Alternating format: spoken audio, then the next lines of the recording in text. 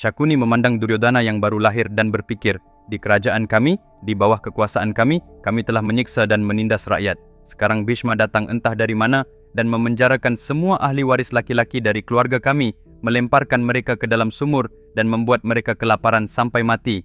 Bukankah itu kekejaman? Jika apa yang telah kita lakukan dianggap sebagai adharma, tidak adil, bagaimana dengan apa yang telah Bhishma lakukan untuk kita? Jika kita disebut sebagai orang biadab, Bhishma harus disebut apa? Jika keluarga kita dibunuh secara brutal karena menindas rakyat, hukuman apa yang seharusnya diterima oleh Bhishma karena telah membunuh kita? Bagaimana seharusnya ia dihukum? Kapan kesempatan itu akan muncul? Ketika Syakuni menunggu saat ini, ia menyadari bahwa kesempatan untuk membalas dendam kepada Bhishma telah datang dalam bentuk Duryodhana. Setelah Duryodhana lahir, berbagai peristiwa penting terjadi di kerajaan.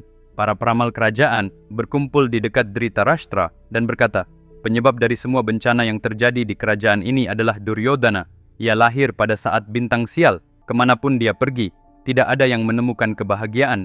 Karena dia, ada kemungkinan dinasti ini, kerajaan ini, akan jatuh. Oleh karena itu, ia tidak boleh dibiarkan hidup. Mendengar hal ini, Dhritarashtra dipenuhi dengan kemarahan. Setelah bertahun-tahun merindukan anak, Duryodhana adalah anak sulung yang telah kita anugerahkan. Kami sangat mencintainya. Dengan segenap hati kami, dalam keadaan apapun Duryodhana tidak akan diambil dari kami. Ia akan tumbuh bersama kami dan menjadi raja dari dinasti Kuru, katanya, dan bergegas pergi. Hari itu, Gandhari duduk sendirian dan menangis.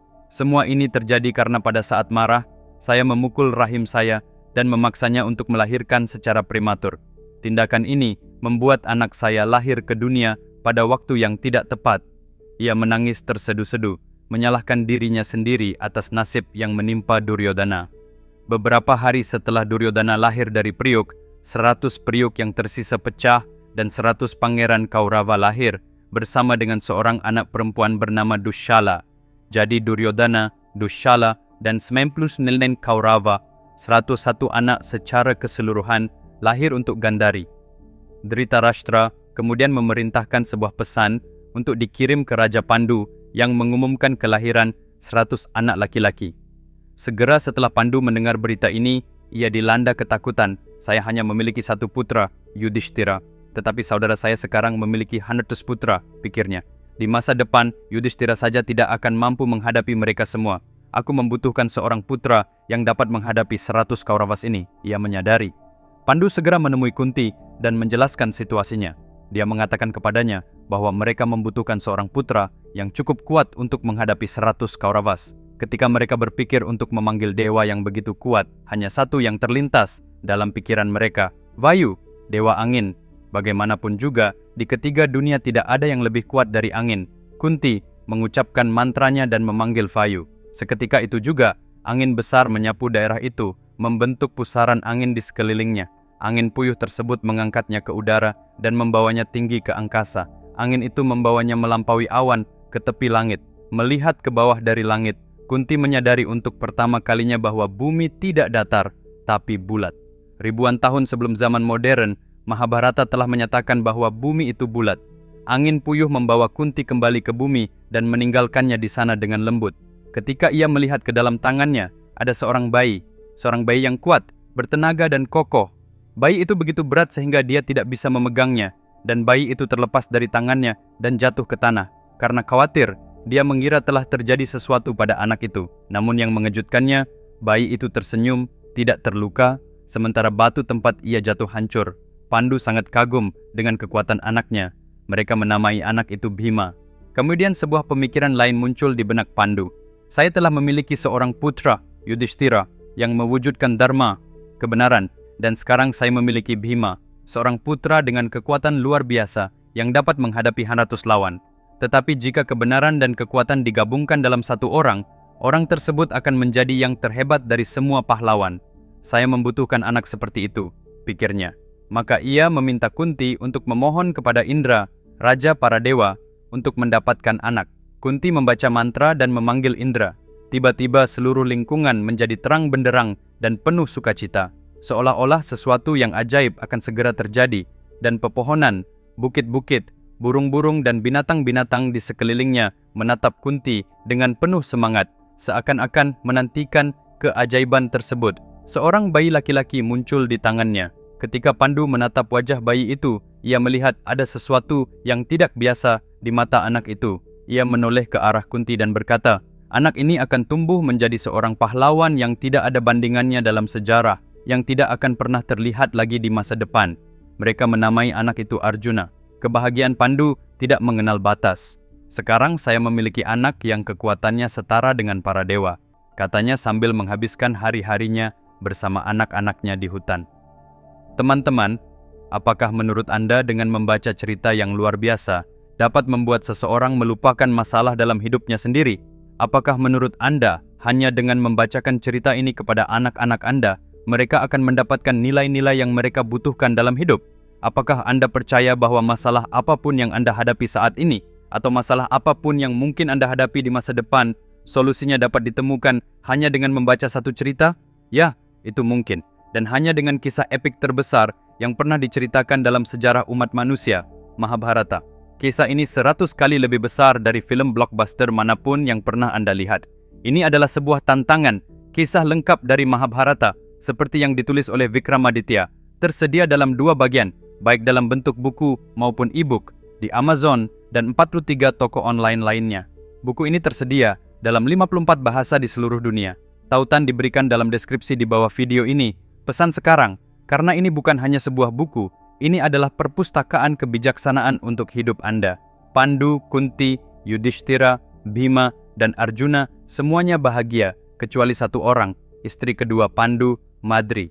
Pandu menyadari bahwa Madri sedih karena ia tidak memiliki anak. Memahami kesedihannya, ia meminta Kunti untuk membagikan salah satu mantranya kepada Madri agar Madri juga dapat memiliki anak. Kunti setuju dan memberikan mantra tersebut kepada Madri. Madri membaca mantra tersebut dan memanggil si kembar Ashwini, dewa kembar. Ia melakukan hal ini karena ia menginginkan setidaknya 2 anak, karena istrinya, Kunti, telah memiliki 3 anak. Madri melahirkan anak kembar laki-laki bernama Nakula dan Sahadeva. 15 tahun berlalu, Yudhishthira, Bhima, dan Arjuna tumbuh besar di hutan, belajar berbagai keterampilan dari para anggota suku yang tinggal di sana. Sementara itu, Nakula dan Sahadewa menghabiskan sebagian besar waktu mereka dengan bermain dan diasuh oleh ibu mereka. Hidup tampak damai dan menyenangkan bagi semua. Namun, tidak ada yang terhindar dari takdir.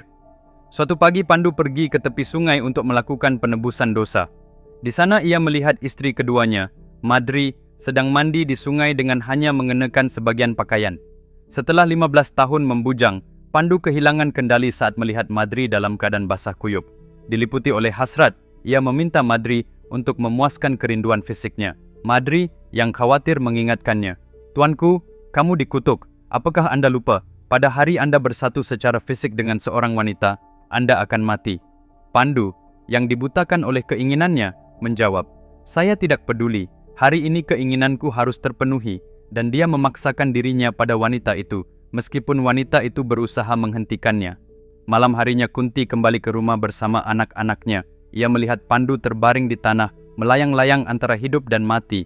Madri duduk di sampingnya, terisak-isak tak terkendali. Kunti segera mengerti apa yang telah terjadi, tetapi tidak ada yang bisa ia lakukan selain merasakan kesedihan yang mendalam atas apa yang telah terjadi. Pada saat itu Pandu memanggil kedua putranya untuk mendekatinya dan berkata, "Tubuh saya dihidupkan kembali oleh Vyasa. Saya memiliki pengetahuan dan kekuatan Vyasa. Ketika saya mati, kalian berlima harus mengambil sepotong kecil daging saya dan memakannya. Ini akan memberikan kalian kekuatan baru." Yudhishthira, Bhima, dan Arjuna yang merasa ngeri dengan permintaan ini mulai menangis dan meninggalkan pertapaan, menolak untuk melaksanakan keinginan terakhir ayah mereka. Sementara itu, beberapa semut mulai merayap di atas kaki Pandu dan menggigit dagingnya. Ketika mereka memakan potongan-potongan kecil tubuhnya, Nakula dan Sahadewa yang tetap tinggal, masing-masing mengambil seekor semut, memasukkannya ke dalam mulut dan menelannya. Seketika mata mereka terbelalak dan diliputi oleh penglihatan yang sangat jelas. Mereka tidak dapat lagi melihat dunia saat ini, tetapi mendengar suara-suara keras, teriakan, ledakan, kuda-kuda yang berlari kencang, pedang yang beradu. Di depan mata mereka, sebuah adegan pertempuran besar sedang berlangsung, pertempuran Kurukshetra. Mereka melihat alasan perang, kisah-kisah di baliknya, dan seluruh masa depan yang terbentang di hadapan mereka. Terguncang dan ketakutan, mereka mulai gemetar. Dengan penuh ketakutan, mereka bergegas keluar untuk menceritakan penglihatan tersebut kepada kakak-kakak mereka dengan harapan dapat menghentikan perang. Ketika mereka berlari keluar dari pertapaan, mereka melihat seorang Brahmana tua berdiri di pintu masuk. Brahmana itu tampak bersinar. "Berhenti, kalian mau kemana dengan terburu-buru?" tanya sang Brahmana. Nakula dan Sahadewa menjawab, "Sebuah perang besar yang disebut Kurukshetra akan datang. Kami akan memberitahu saudara-saudara kami tentang hal itu dan mencoba menghentikannya sebelum terlambat." Sang Brahmana tersenyum dan berkata, "Kalian berniat untuk memberitahu saudara-saudara kalian, tetapi pertama-tama kalian harus memahami bahwa kalian membuat kesalahan. Saya akan membuktikan kepada Anda bahwa apa yang Anda pikirkan itu salah, dan ketika saya melakukannya, Anda harus mendengarkan saya. Jika saya gagal meyakinkan kalian, maka kalian boleh melakukan apa yang kalian inginkan." Nakula dan Sahadewa, meskipun skeptis, menyetujui tantangannya. Kemudian sang Brahmana bertanya kepada Nakula dan Sahadewa, "Apa yang kalian ketahui?" "Kami tahu apa yang akan terjadi di masa depan," jawab mereka. "Dan apa yang akan terjadi jika kalian memberitahukan hal ini kepada saudara-saudara kalian?" tanya sang Brahmana. "Jika kami memberitahukannya kepada mereka, kejadian-kejadian di masa depan mungkin akan terhenti," jawab mereka. Sang Brahmana tersenyum dan berkata, "Jadi kalian percaya bahwa dengan memberitahukan apa yang akan terjadi, kalian bisa mencegahnya. Tetapi bagaimana kalian dapat menjelaskan kepada saudara-saudara kalian bahwa dengan menghentikan apa yang akan terjadi, tidak akan menyebabkan sesuatu yang lebih buruk? Bahkan, dengan mencoba mencegahnya, sesuatu yang lebih berbahaya bisa saja terjadi." Nakula dan Sahadewa, yang sekarang bingung, mulai menyadari bahwa mereka akan melakukan tindakan adharma, ketidakadilan. Mereka mengerti bahwa apa yang akan mereka lakukan mungkin salah. Pada titik ini, sang Brahmana menambahkan, "Jika Anda tahu siapa saya sebenarnya, Anda akan terkejut." Teman-teman, konten dalam episode berikutnya akan membawa hal-hal yang baru. Jangan sampai ketinggalan. Mari kita bertemu lagi Sabtu depan di waktu yang sama.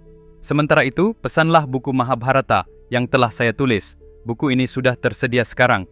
Anda akan menemukan tautannya dalam deskripsi di bawah video ini. Dan jika Anda belum berlangganan ke saluran saya, mohon segera lakukan. Sampai saat itu, jaga diri Anda. Sampai jumpa.